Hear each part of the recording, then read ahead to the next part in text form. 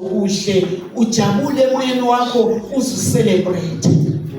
Hallelujah. Worship God for my success. Worship God for the sister's success, for the brother's success. Ukumbona umzalwane phakame senza ulutho ebandleni uguqe phansi ngamadolo uthi inkosi siyabonga. Indodana yakho yenza kahle. Hallelujah. Amen. Sibalele Philippians 2:1-4.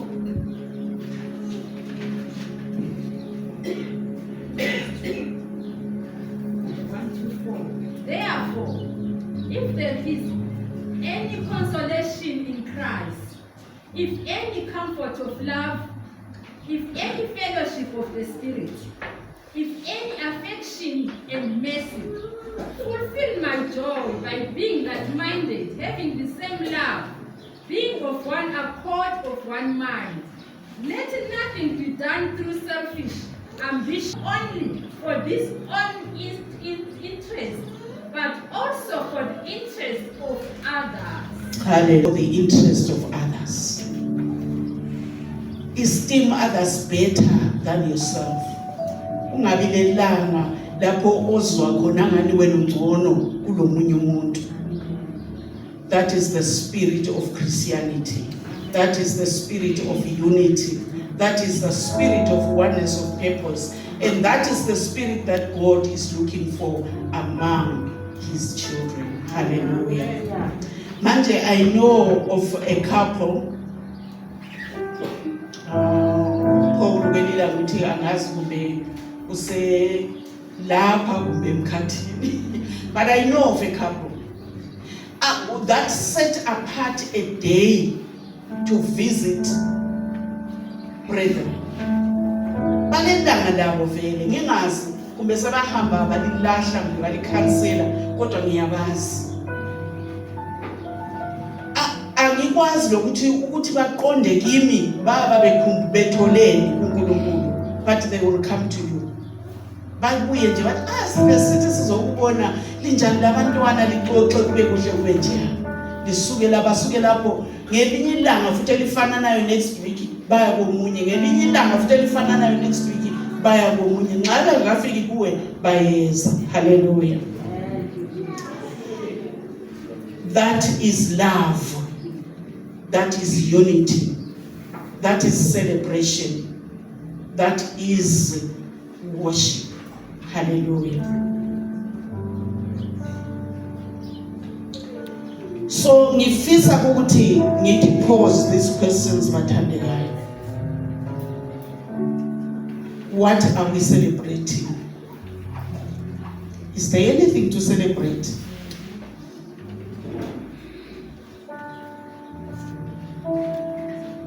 Is there anything to celebrate in the midst of all these problems, these hassles?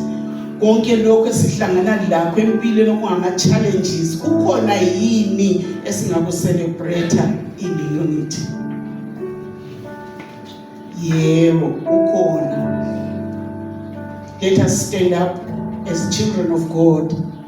Let us unite for a purpose. Let us look out for one another. Let us carry each other's burden. Kanti lawe ole burden, go out and find someone. Tell your friends. Tell the church. Help us to stand with you. Help us to pray with you. Mina ngiyakholelwa ukuthi ebandleni yikho lapha okulempilo khona okwedlula ngekhaya. Ikuthi nje sasuke thina sicabanga ukuthi ngelinye ilanga ngahamba ngatshela umntaka mama omdala udubo lwami ngaluzwa selikhulunywa kogogo ekhaya. Thina kasinjalo bathandekayo. Amen. Kasinjalo ngoba uNkulunkulu lo esimkhonzayo nguNkulunkulu okwazi ukusithwala nokusithoba amaphaphu. Amen. Usenza sibe ngabantwa bakhe. Hallelujah. Uthiwa the mind of Christ is the same mind that we share. Hallelujah. We drink from the same spirit. The spirit that was shared kithi sonke la is the same spirit, the Holy Spirit of the living God. that reason ngikhangele njengomfowenu, khangela umama uNdlovu njengomfowenu, umkhangele njengomngane, njengomfowenu, njengomama, njengobaba oza kuthwala ahambe lawe, angene lawe, aphume lawe, akufikise kuJesu. Hallelujah. Because our ultimate target is to get to Jesus. Thwala omthwalayo umuse kuJesu. Even if it means breaking the roof, it is. Sizabuyadinga angikwazi ukuthiwa ngoplamba ngokuthiwa ngobani bana babafulelayo. Bona abafulelayo sizabadinga bazokuyisela uphahla lwabanikazi. Kodwa it will be a mission accomplished and celebration will have taken place. Amen. So let's go out and celebrate. Come, let us support one another in Jesus' name.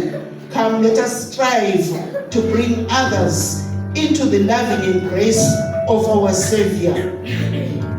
And wena odinga umuntu, do not be a loner. Find somebody to walk with. Find somebody to share with. Find somebody to pray with. Share your worries. Share your anxieties. Share your joys with someone in this church. Hallelujah. Thank you. Father, we thank you for this short and brief sharing, realizing, my God, that you had already done the work. So we thank you that you are a good God. Sibonga umusa osimangalisayo. Kasizukuma baba wethu engcwele ukukudinga. Inhliziyo zethu ziyakudinga kakhulu, ziyakufuna kakhulu.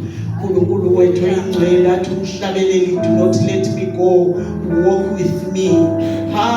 Akube njalo ngonyama yezulu, sisize singena, usisize siphuma. uNkulunkulu wethu omhle kangaka, singenzi lutho ngaphandle kwakho, Nkosi yamakhosi. Ngathi futhi baba siyakhuleka inhliziyo yokuthandana, inhliziyo yokukhumbulana, inhliziyo yokuphakamisana, inhliziyo Jehova, Nkosi yamakhosi yokulethana kuwe, Nkosi yamangcwele. Senzele umuso njalo baba sisahamba kuyena the Christian walk, because this is powerful, my God. We realize that outside you we have no life. Father, we thank you, we give you praise and we glorify your name. In Jesus' name we pray. Amen.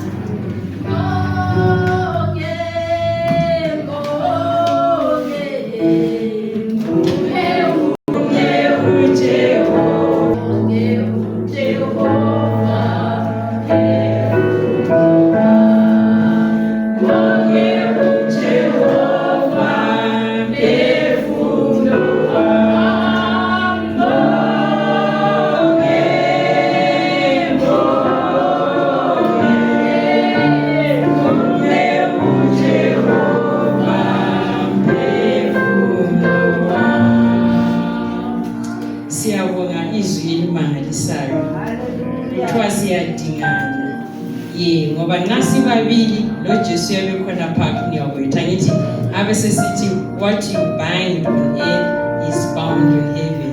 Kuba namandla nxa sokubhinda sibabili, so ungabi wedwa, asidingana nini. Angikhumbuli mbingeleli bandla, mbingelele ebusela abanye bengakafiki. Ngiyalibingelela bandla ngegama lika Jesu. Amen. Noma mbingelela sesiqeda, kodwa hayi sanibonani, ngiyabonga ukuthi liyagcwebezela. Bangabe bekhona abasethekeleleyo namhlanje abaqala ukufika enkulumani New Life for the first time. Cela ukubona ngesandla, sikubingelele kakuhle. Cela ukubona ngesandla. Nasi isandla ngale, siyabonga. Nasi isandla sine nasi abasibonanga uAsha ntani isiphakamise khona bazalivakatshela. Nampani siyabonga shu. Siyaphuma lapha uAsha uzalikhapha alisengane ngemuva lihlangana labadala. Umchayeli wenu namhlanje benguna aphi? Una Brighton. That gentlemen over there. Abanye abakwazi phela uBrighton is my baby. Mukinoza wami bantu. So ngiyabonga le cabin crew yami. Hey, ngiyabonga ukuthi bahle njani. My cabin crew was beautiful. They are beautiful. Siyabonga uJehova usisize kwaze kwalapha. Mina as your pilot namhlanje hayi we are landing. Sesifike. Sesinika ubaba ukuthi asinika ufefe. Ngithanda ukubingelela ibandla ngegama lenkosi uJesu. Amen. Ngithe ngingena lapha e-church namhla ekuseni. Ngihlezi ngale ngemuva. Kwangena omunye umzalwane. Uthe ngena enhliziyweni yami umoya ongcwele wathi lo muntu uzisukele ngibo. Wabuya lapha e-church. That is Katsake, find her own way and came to this church. Akula muntu ofake umbhobho emva kwekhanda lomunye ukuthi lize lapha bazalwane. Each and every one of you came here voluntarily because you love the Lord. Amen. So I want to appreciate your coming here to the service today.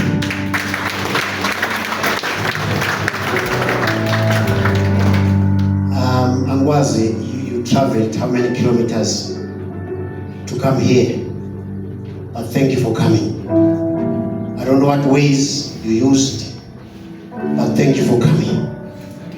Amen. Amen. I'm going to pray, but before I pray, I want to put across an illustration.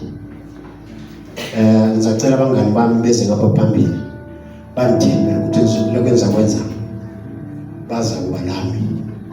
Ngicela unkosikazi ze ngapha phambili, baba nomama uNdlovu beze ngapha phambili. Ningathola amabhayibheli ngathi ningathola amabhayibheli andani uzochumayela.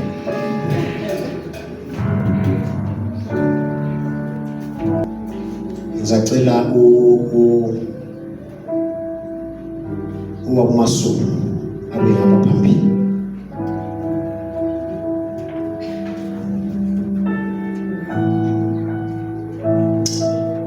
Ngicela ume khona lapha. Thina singu-4, abantu bekuthiwa amadoda angu-4. Thina singu-4 la. We love you. Amen. Siyalithanda kakhulu. We are here to serve you. Amen. So Ubaba Masuku is representing each and every one of you. That's why he's here.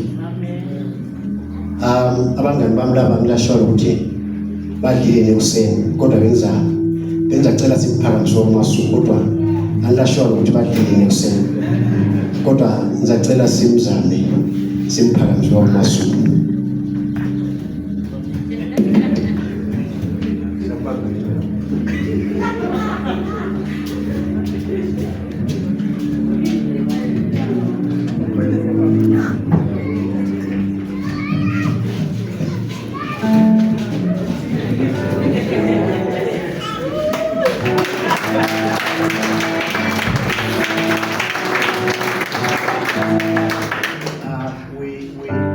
Support linalonke likwenzayo zalisupporta.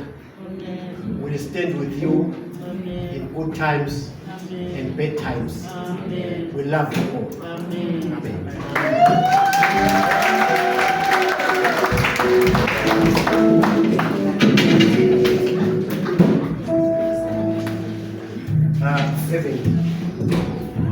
Having said that, you can take your seats. Having said that,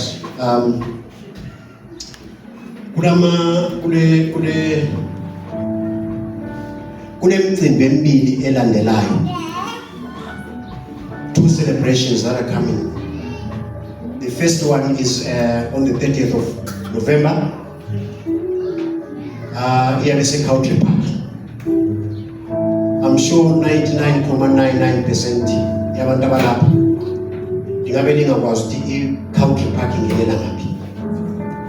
But sime lapha namhlanje, we want each and every one of you to get to Country Park on the 30th of November. Sile admin izasebenza lani just to make sure each and every one of you gets to Country Park. Amen. Amen. Nanga ugula sizawuthwala sihambe la Country Park. That's how committed we are to you in that celebration. Amen. Sile celebration yesibili ekhona mhla ka 25 December. I know it's very looks like very far from now, but don't be alone on the 25th of December. Njenge family yeNkulumane, we want to make sure that we will celebrate Christmas yaka 2025 as a family.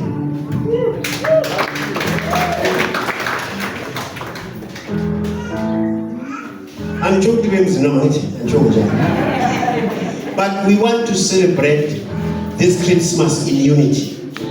What we are going to do, don't worry, we are going to do something. But this Christmas, I will be waiting on something. Right?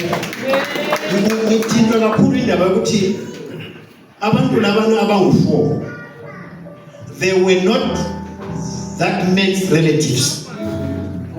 They were friends. And we are your friends. Right? We are friends. We want you to enjoy this Christmas together. Sindawonye. Sindawonye. Mabu sithi ukuthi siyethenga ikhekhe siliqebulelane sizakwenza njalo. Xa sithi ukuthi siyethenga amanzi awe-R5 sizakwenza njalo, but sifuna ukukwenza in unity with one another. Angabi khona ozawuba yedwa ngale Christmas.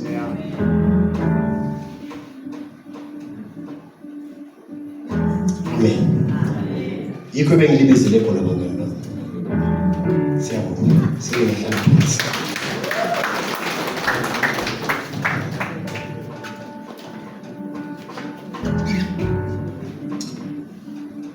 Sesingasukuma sithandaza.